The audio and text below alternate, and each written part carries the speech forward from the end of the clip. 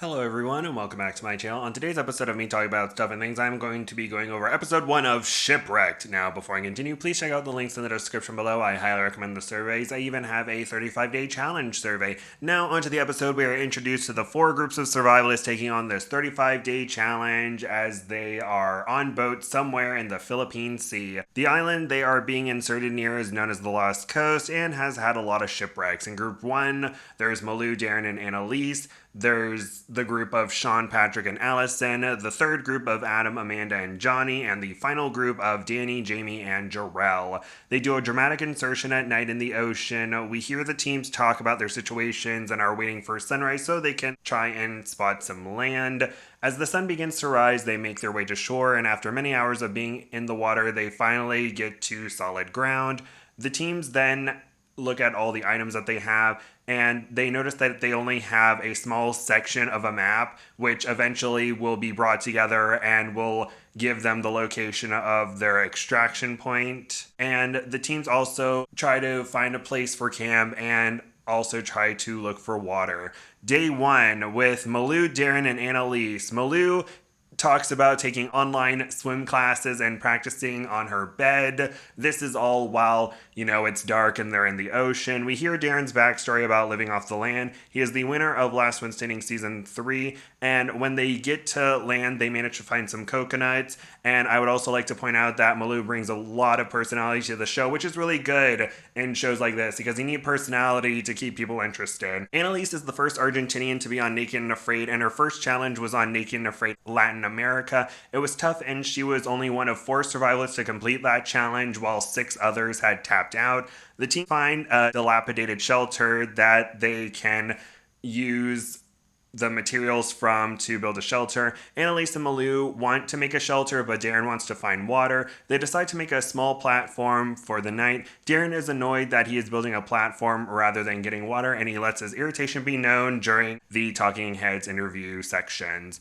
Shawn, Patrick, and Allison. We get Patrick's backstory of being a backpacker and how this is his 5th continent and 5 challenges. He also mentions his temper, and we can see him yelling at people in various flashbacks, and we'll probably see some yelling from him in the future. Patrick spots a natural spring and there is fresh water. Allison mentions being worried about having Patrick on her team because she doesn't want to fight. We get Shawn's backstory about being in the military and being a search and rescue technician. He talks about his first challenge and the difficulty of it. He makes a fire and talks about wanting to learn from Patrick, and Patrick collects water to boil. The tide is coming in, and so the group has to move, and Patrick talks about not being with experienced people on this challenge, and he's probably definitely going to fight with someone later on or argue or whatnot. And he mentions that it was a rookie move for Shawn to build the fire on the beach when the tide is coming in. So we'll see how that goes.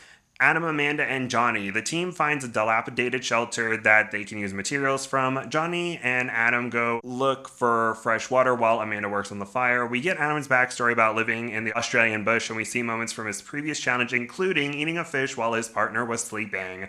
We get Amanda's backstory about doing a 14 and 21 day challenge with Ernie as she works on the fire, and this makes me wish that Ernie was on this challenge. Hopefully he can be on a challenge soon, but Amanda really wants to prove herself while not being on a challenge with Ernie. And Adam and Jonny find some fresh water and collect some to boil. Amanda gets a fire, and the team boils the water that they will drink once it's purified. The team is collecting materials for a shelter, but a lot of the beams have nails in them, so they can't use them.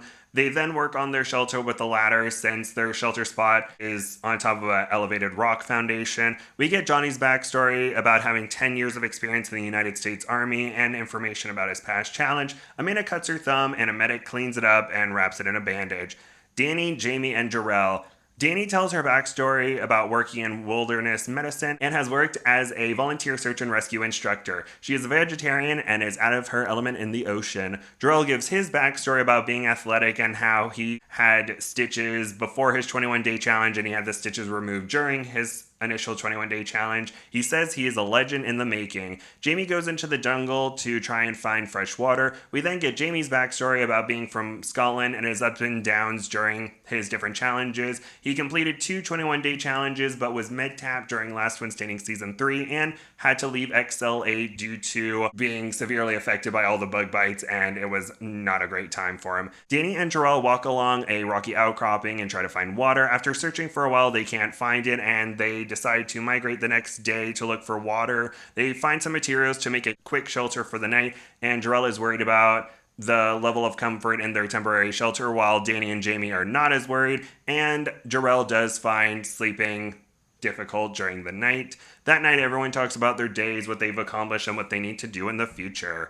Day 2, Malu, Darrin, and Annalise. The team needed to sleep in the sand because the platform they made wasn't really comfortable, and Malu mentions how she's tired. Darrin wants to find some water, and so the group goes on a hike to look for it. Malu decides to go back and work on the shelter because she doesn't want to hike without shoes. Darrin is irritated that she doesn't want to continue on the hike, although it's not really necessary to have 3 people go on a hike to carry 1 pot of water. I never understood that, why entire teams go to look for something. Maybe it's like, oh, you can find it if you do this, but a lot of other teams are splitting up the work and no one's as irritated as Darrin seems to be, or at least that we're seeing. The edit can change a lot of things around, but you never know. But I don't think you need 3 people to carry 1 pot of water.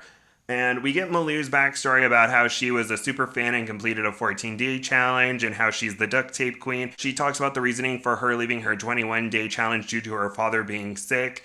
And unfortunately, her father did end up passing away a few months after she attempted her 21-day challenge, so that's very sad. And she is determined to make it through this challenge, and she wants to do it for her dad.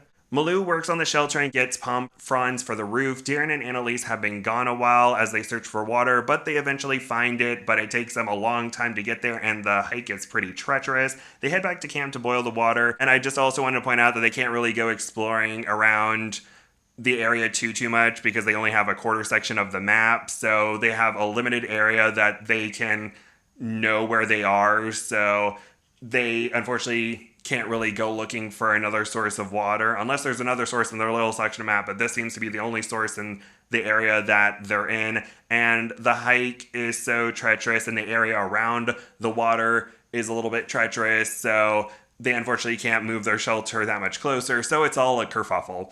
Shawn, Patrick, and Allison. Allison and Shawn work on a shelter while Patrick thinks that they don't need one, and Patrick doesn't want to waste his energy on a shelter that he isn't necessarily going to use because he's perfectly fine with cowboy camping and doesn't think that there will be any rain during their time on the challenge. We get Allison's backstory, and she is an expert tree climber and is very athletic. She had Stephen Lee Hall Jr. as a mentor on her 21-day challenge, and she talks about how shelter is important since on her first challenge, she didn't really have that great of a shelter and she was caught in the rain. So this time around, she wants to have a good shelter, and she and Shawn continue work on their temporary one. Patrick wants to explore and fish. Allison goes hunting for snails, and big waves cause Allison and Patrick to hit the rocks around the beach they're at, but Patrick ends up scraping his toe, and Allison spots a shark and tries to warn Patrick about it. It turns out to be a black-tip shark, which are not known for aggressive behavior but will bite when threatened. The team eats the snails and limpet that Allison collected,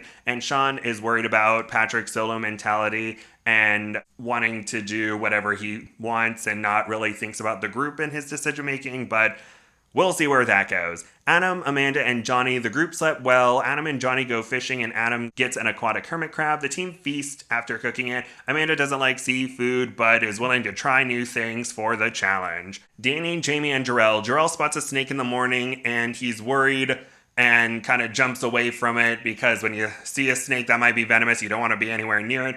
But luckily, the snake slithers away. The group migrates towards an area that they believe will have fresh water. They need to swim to get there so they can avoid walking over sharp rocks.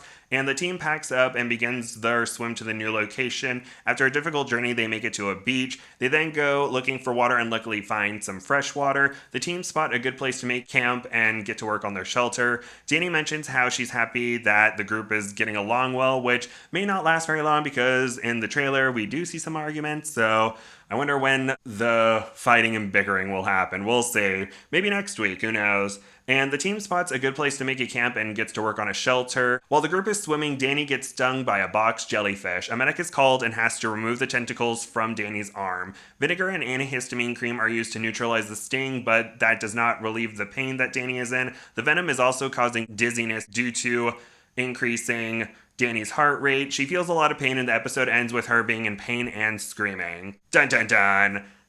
What an interesting first episode. So, number of days after day 2, Darrin is at 117, Dani is at 116, Patrick is at 112, Adam is at 63, Jamie is at 57, Amanda is at 37, Allison, Annalise, Jarrell, Jonny, and Shawn are at 23, and Malu is at 19.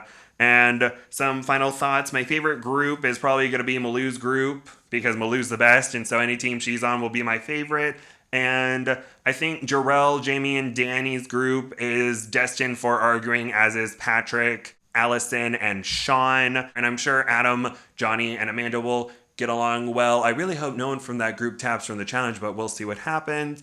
And I don't really know which team is the anchor team yet. That may take another episode or two to find out. But I think the anchor survivalists for their season, which are the survivalists that are pretty much guaranteed to make it all the way through, unless there's some medical emergency, are Darrin and Patrick. So that's very interesting.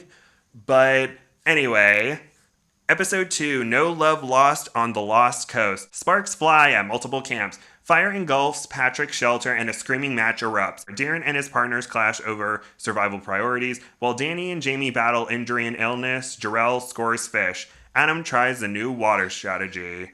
Thank you all so much for listening. Please like, comment nice things, and subscribe. And I hope you all have a wonderful day. Thank you. Bye-bye.